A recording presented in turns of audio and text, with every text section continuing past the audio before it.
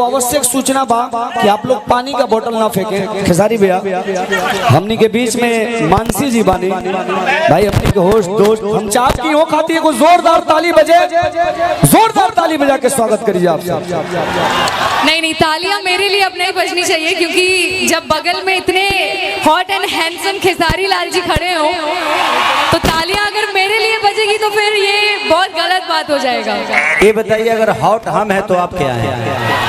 अभी बोल नहीं सकते सबके सामने, लेकिन आपको क्या लगता है? आप लोग पानी का बोतल मत फेंकिए, अपने आप को फेंक दीजिए। नहीं, दिल फेंकिए, दिल फेंकिए, खेसारी लाल जी पे दिल फेंकिए आप लोग। पानी फेंक के क्या होगा? कार्य विनोद अंतरिक्ष में जाइए का एक नंबर, जहाँ थोड़ा सा पुलई बगैल कि तू आराम से रॉकेट की तरह उड़ जाइए। का कहल जा मैंने तहरा दोसर अरे हिला के गिराइबे का बाबू, हिलाओ मत न तो गिर जाई जौन लगे बैठल बा। हम जब भी बलिया के धरती पे आते हैं तो मेरा गांव तो बगले में है, तो मुझे कभी ये महसूस आप लोगों ने नहीं होने दिया कि खेसारी आपके घर का बेटा नहीं है।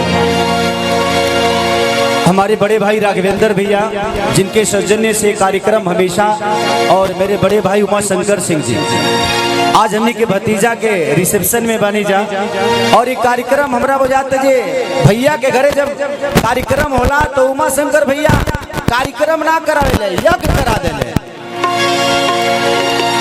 ये सौभाग्य इस धरती का है कि उमा शंकर सिंह जैसा बेटा पैदा किया है कि आज आप लोगों को इतने सारे स्टार आप सामने से देख पा रहे हैं, लोगों का प्यार ले पा रहे हैं, अपना आशीर्वाद दे पा रहे हैं। तो दिल से धन्यवाद पूरे कलाकार जाति से, सबको दिल से धन्यवाद उमा शंकर भैया को, उनके पूरे परिवार को।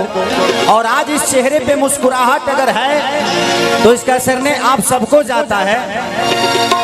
और आज न्यायपालिका ने खेसारी को न्याय दिया है तो उसका वजह हमारे हिमांशु भैया हैं। तो दिल से धन्यवाद मेरे बड़े भाई हिमांशु भैया को कि उन्होंने इतना मेहनत करके खेसरिया को न्यायपालिका अच्छाई की जीत हुई। साच के कब आँच आवेला, साच परेशान हो सका था लेकिन तबाह हार नहीं खे सकत। सुनात नहीं खे भैया, वो लोग के सुनात नहीं खे, कहेगा चालू नहीं खेगा, थोड़ा सा बढ़ा दो। हेलो हेलो, नींबू खरबूजा कर दें, अभी नींबू की तरह बज रहा है, इसको खरबूजा कर दीजिए। अब सुना था, अरे भाई चलिए उधारी बाबू बैठिए, हम लोग नाचेंगे आज।